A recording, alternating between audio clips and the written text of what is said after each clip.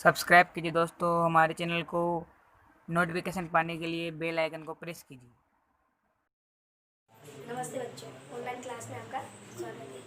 आज हम हिंदी में वर्ण विचार पढ़ेंगे। आपका पहला टॉपिक था भाषा। भाषा में मैंने आपको बताया था कि भाषा एक ऐसा साधन है जिससे मनुष्य अपने भावनाओं और विचारों को लिखकर व बोलकर प्रकट करता है, उसे हम भाषा कहते हैं।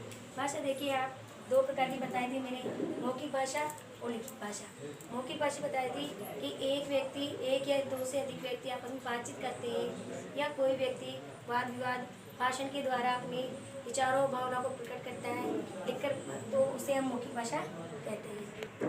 आपको मैंने लिखित भाषा में बताया था कि जिसमें व्यक्ति अपने मन की भावनाओं विचारों को लिखकर प्रकट करता है, उसे हम लिखित भाषा कहते हैं। अब देखो, वर्ण भाषा की सबसे छोटी इकाई होती है और वर्ण से ही वाक्य बनते हैं, उन्हीं से ही शब्द बनते हैं। इसीलिए हम आज वर्ण विचार के बारे में पढ़ेंगे। वर्ण किसे कहते हैं? देखिए आप, वर्ण भाषा की सबसे छोटी इकाई होती है। वर्ण भाषा की सबसे छोटी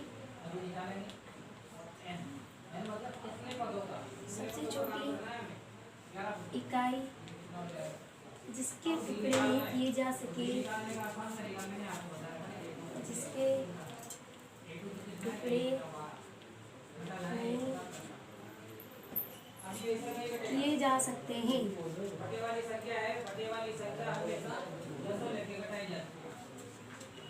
जा सकते हैं, उसे वर्ण कहते हैं।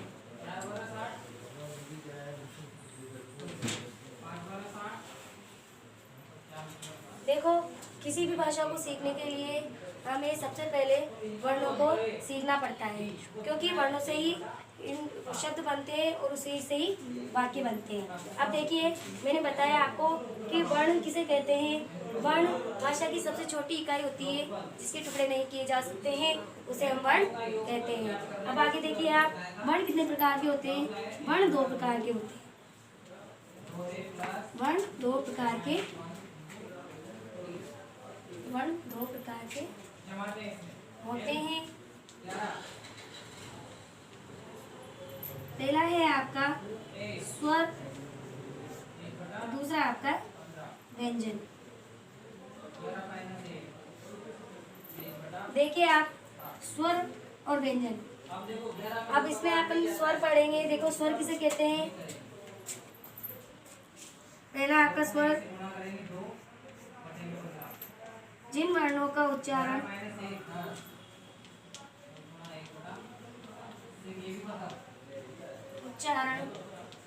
स्वतंत्र रूप से किया जाता है,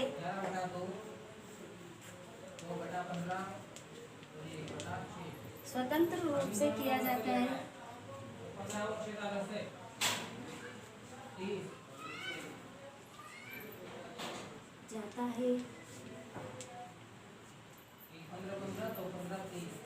अर्थात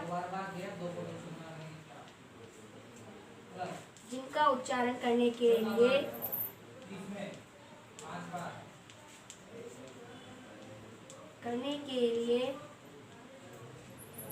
किसी अन्य वर्ण की आवश्यकता नहीं होती है, किसी अन्य वर्णों की आवश्यकता ना लेनी पड़े या नहीं हो सकती है, कोई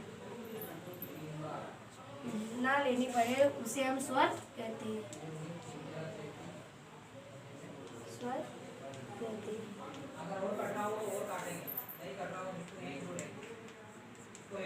अब देखिए आप, स्वर कितने होते हैं, वह कौन कौन से होते हैं। हिंदी में स्वर 11 होते हैं।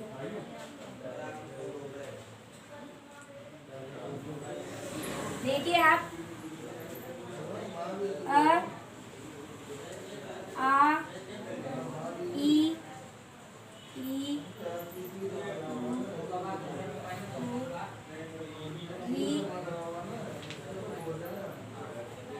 ए, ए और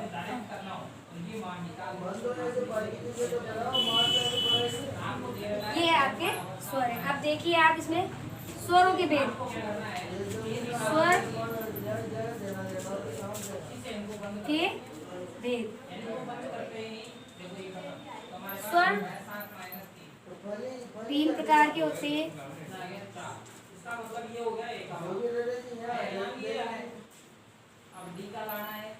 3 प्रकार के होते हैं।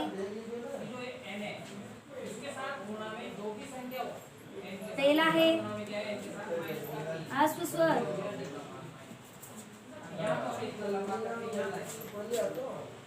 दूसरा है दीर्घ स्वर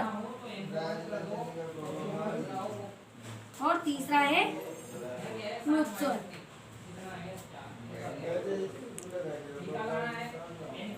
इसके बाद देखिए आप ह्रस्व स्वर की परिभाषा लिखते हैं।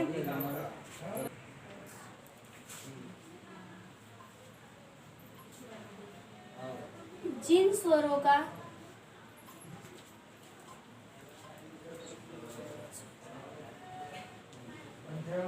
उच्चारण करने में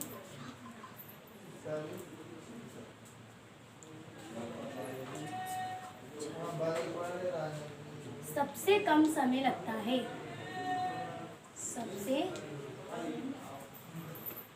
कम समय लगता है, सबसे कम समय लगता है, उसे ह्रस्व स्वर कहते हैं। ह्रस्व स्वर कहते हैं। देखो जैसे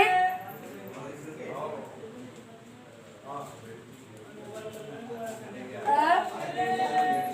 ई, उ और री, ये चारों ह्रस्व स्वर है। इसके बाद देखते हैं अपन दूसरा है अपना दीर्घ स्वर।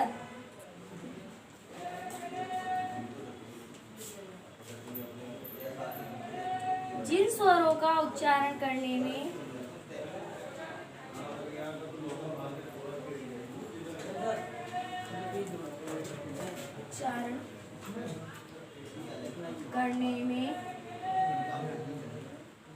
ह्रस्व स्वर की अपेक्षा अधिक समय लगता है,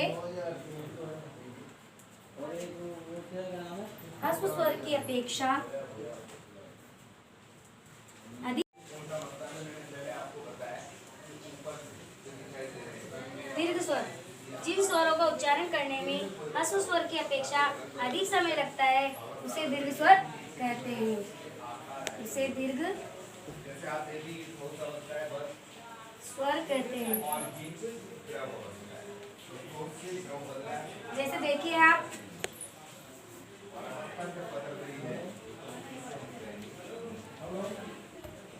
आ, ई, ऊ, ए, का मतलब है कि अभिक्रिया दोनों दिशाओं में चलती है। अभिक्रिया को कभी भी किसी भी अभिक्रिया में इस तरह से ये सभी दीर्घ स्वर कहलाते हैं। इसके बाद हमारा तीसरा है प्लुत स्वर। अभिक्रिया में आधा तीर का चिन्ह इस तरह से और आधा तीर का चिन्ह इस तरह से। प्लुत स्वर देखिए आप, जिन वर्णों का उच्चारण, जिन स्वरों का उच्चारण क्रमीय अभिक्रिया का मतलब है किसी पदार्थ से उच्चारण करने में से आपने बी बना लिया है और बी को वापस दे दिया है। ह्रस्व व दीर्घ की अपेक्षा इस तरह से ये चार पॉइंट है, पूरे चारों पॉइंट को दो पदार्थ में दो अभिक्रिया फॉलो करती है, जिससे हम कहेंगे परिवर्तन। और अगर ऐसा नहीं हो रहा है अपेक्षा अधिक समय लगता है, कोई नया पदार्थ बन जाता है तो भौतिक परिवर्तन नहीं है।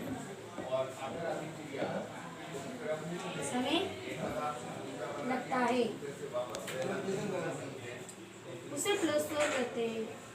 पहला उदाहरण है, सबसे अच्छा उदाहरण है स्वर इसी प्रकार की पानी को जब हम और करते क्या कहते हैं, इसका तापमान बढ़ा देते हैं। फ्लूट स्वर का उच्चारण मंत्रों में किया जाता है।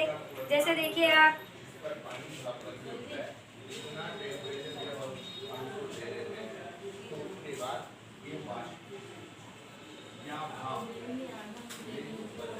जैसे कि फ्लूट स्वर में सबसे उच्चा फ्लूट स्वर का एक मिनट इसको, जैसे ओम ओम जाता है, इसको बोलने में अधिक समय लगता है, बहुत ही अधिक समय लगता है, इसलिए इसमें फ्लूट स्वर